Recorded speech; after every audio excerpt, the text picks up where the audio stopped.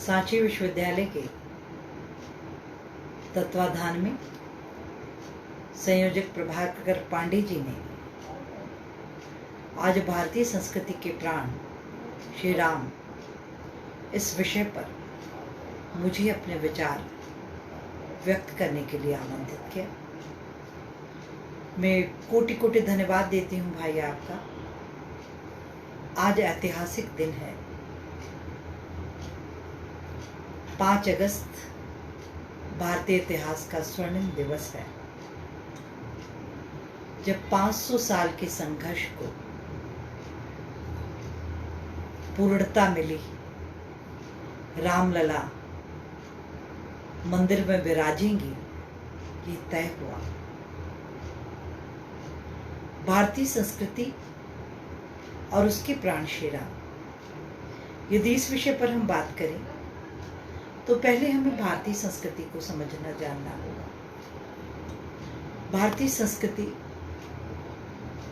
पूर्व दिशा में उगता सूरज पश्चिम में अस्ताचल को जाता हुआ अपना असीम सौरभ जिस देश के कण कण पर नित्य प्रति न्यौछावर करता हो, जिसके जर्रे जर्रे से यही आवाज आती है, भारत जैसी भूमि विश्व में कहीं नहीं है, कहीं नहीं है, कहीं नहीं है।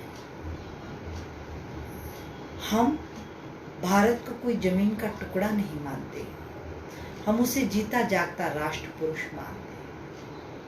समर्थ रामदास ने जो सुंदर व्याख्या की है कि हिमालय इसका मस्तक है, गौरी शंकर शिखा है, कश्मीर किरीट है,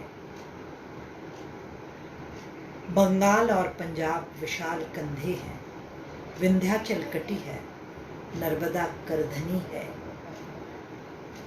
पूर्वी और पश्चिमी घाट इसके विशाल जंगाएं हैं, कन्याकुमारी इसके चरण है, सागर इसके चरण पखारता है, चांद सूरज नित्य इसकी आरती उतारते हैं, पावस के काले काले मेघ इसके केश कुंतल हैं, इसका कण कण शंकर और बूंद बूंद गंगा जल है।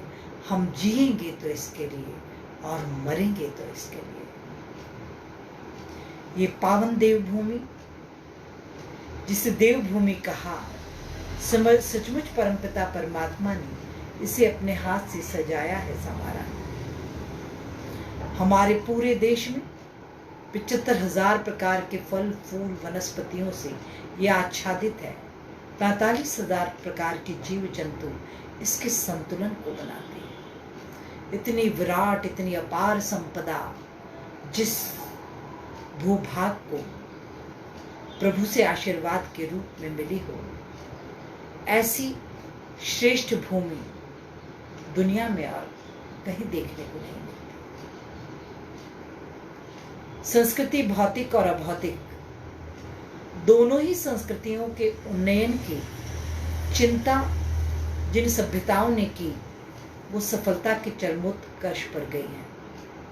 भारतीय संस्कृति भी उनमें से एक है। राम हमारी संस्कृति की रीढ़ है, हमारा प्राण है। उनके बिना हम अपने अस्तित्व की कल्पना ही नहीं कर सकते। राम के श्रेष्ठ सद्गुणों ने ये मूल्य स्थापित किए कि जो व्यक्ति कर्तव्य परायणता की बलिवेदी पर अपना सर्वस्व न्यौछावर करेगा, युग युगों तक उसकी कीर्ति कालजयी रहेगी। और यही वजह है कि राम सिर्फ भारत की सीमाओं में नहीं, सकल ब्रह्मांड में व्याप्त है। हम Thailand, Cambodia, Malaysia, Peru, Sri Lanka, Burma, जहां देखें हम देखते हैं कि वहां राम जी की पादुका लेकर थाईलैंड राजकाज किए जाते हैं। राम सीता नाम का महोत्सव किया जाता है। जिस तरफ देखें, जहां दृष्टि डालें, मैक्सिको और अमेरिका तक में वहां की भी जो इका और मई सभ्यताएं हैं, उन पर भी भारतीय संस्कृति की अमिट छाप हमें देखने को मिलती है। ये अमिट छाप यूं ही सारी दुनिया में स्थापित नहीं हुई। त्याग, तपस्या और बलिदान, मानवीय सद्गुणों की जो अपार संपदा भगवान राम के व्यक्तित्व में समाहित थी, ये उसी की सुगंधि है जो सारे विश्व में सर्वत्र व्याप्त है। राम के सद्गुणों को आज राम मंदिर का निर्माण तो प्रारंभ हुआ, पर मेरी करबद्ध प्रार्थना है इस देश की युवा पीढ़ी से, इस देश के भाई बहनों से, कि जब तक हम राम के आचरण को व्यवहार में नहीं लाएंगे, तब तक राम राज्य का सपना अधूरा ही रह जाएगा। आइए आज के पावन दिवस पर हम सब ये प्रण करें कि राम के सद्गुण को हम हमारी रग रग में स्थापित करेंगे और कालजयी विश्वविजयी भारतीय संस्कृति पुनः 21वीं शताब्दी में जगत गुरु बने, ऐसा संकल्प आज हमें करना ही होगा। हमें सीखना होगा प्रभु राम से कि हम कैसे भाई बने, हम कैसे शासक हों, हम कैसे मित्रों से बिना ऊंच नीच भेदभाव के निर्बाध अबाध प्रेम निरंतर बहाते रहें। यदि ये सारे सद्गुण हम अपने भीतर समाहित करें तो हमारा व्यक्तित्व का सर्वांगीण विकास होगा। हम इस देश की, इस संस्कृति की, इस धर्म की रक्षा के काबिल बन पाएंगे। क्योंकि किसी ने कहा, जिसको न निज देश धर्म और संस्कृति का अभिमान है, वो नर नहीं है, पशु निरा और मृतक समान है। मैकाले की शिक्षा पद्धति ने आजादी के बाद से संस्कृति का जो गौरव भाव नागरिकों में स्थापित होना था, उसे तिरोहित कर दिया। आज सांस्कृतिक राष्ट्रवाद की पुनर्स्थापना का शंखनाद बजा है। हम अपनी आने वाली पीढ़ी में एक एक सद्गुण प्रतिस्थापित करें और ऐसी भावी पीढ़ी निर्मित करें जो विवेकानंद के सपनों को साकार कर सके। उस विश्व विजेता युवा सन्यासी ने कहा था कि 21वीं शताब्दी भारत की है, हम फिर से जगत गुरु बनेंगे। और मुझे लगता है कि उसकी शुरुआत आज के पावन दिवस से हुई है।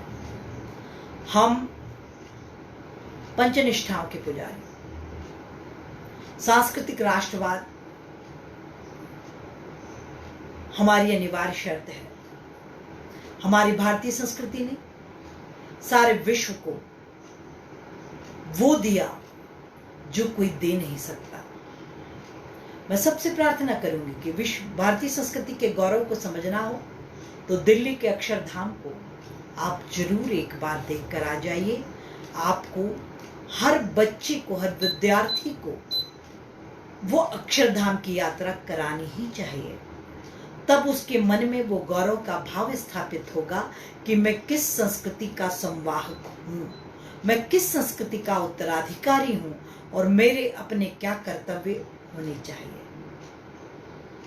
एक कविता के माध्यम से मैं भारतीय संस्कृति का गौरव आपके समक्ष रखना चाहती हूँ। जिस हिंदू ने नभ में जाकर नक्षत्रों को दी है संज्ञा, जिसने हिमगिरी का वक्ष चीर भू को दी है पावन गंगा, जिसने सागर की छाती पर पाषाणों को तैराया है, हर वर्तमान की पीड़ा को जिसने इतिहास बनाया है, जिसके आर्यों ने घोष किया कृणवंतो विश्वमार्यम का, जिसका गौरव कम कर न सकी रावण की स्वर्णमयी लंका, जिसके यज्ञों का एक हव्य 100 पुत्रों का जनक रहा, जिसके आंगन में भयाक्रांत धनपति बरसाता कनक रहा, जिसकी बलिष्ठ रचना तन दे दधीच ने की, राघव ने वन में भटक भटक जिस तन में प्राण प्रतिष्ठा की, जिसकी बलिष्ठ रचना तन दे दधीच ने की, राघव ने वन में भटक भटक जिस तन में प्राण प्रतिष्ठा की। ऐसी अद्भुत विराट संस्कृति का गौरव गान यदि आप हम अपनी आने वाली पीढ़ी के दिल दिमाग में प्रतिस्थापित नहीं करेंगे तो वो कैसे जान पाएंगे कि किस संस्कृति के वो संवाहक है। कोविड-19 ने तो पूरे विश्व को स्तब्ध कर दिया है। सब अचंभित है, हैरान है, परेशान है। भौतिकता से दग्ध मानवता तरस रही है आनंद को, सुख को और शांति को। यदि उसे सच्चे आनंद की प्राप्ति करनी है तो उसे वैदिक जीवन पद्धति की ओर अग्रसर होना ही होगा। सांस्कृतिक राष्ट्रवाद का गौरव भाव हम आने वाली पीढ़ी में जगाएं, जिसके ध्वजवाहक प्रभु श्री राम थे। दूसरी निष्ठा हमारी लोकतंत्र है, उसकी भी प्रतिस्थापना सर्वप्रथम श्री राम जी ने ही की थी।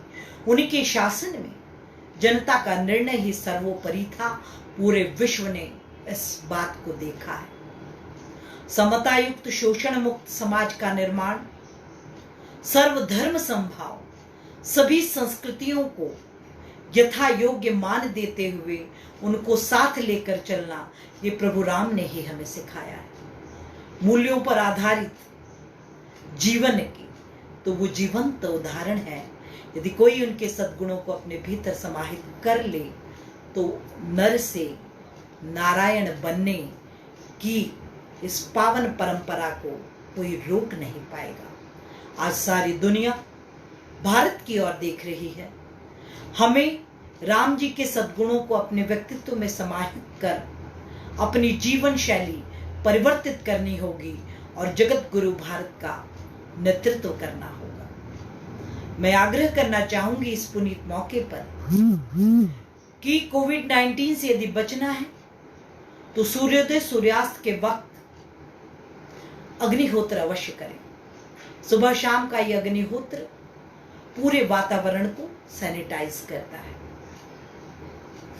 जल का संरक्षण करके ही हम उसे संवर्धित कर सकते हैं।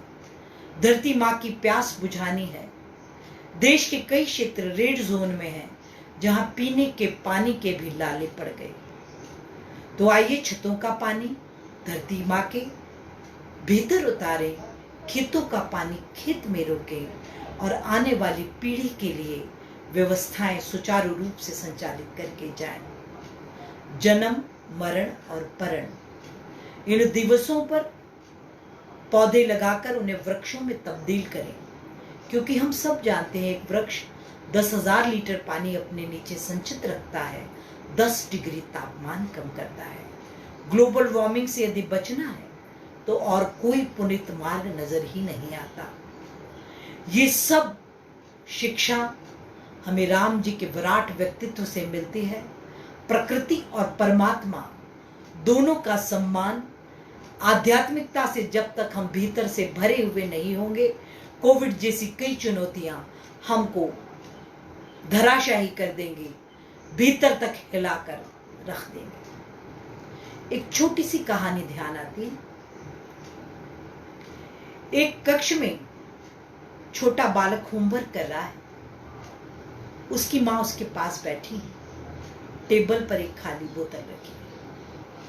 खिड़की से तेज हवा आती है, बोतल नीचे गिर जाती है।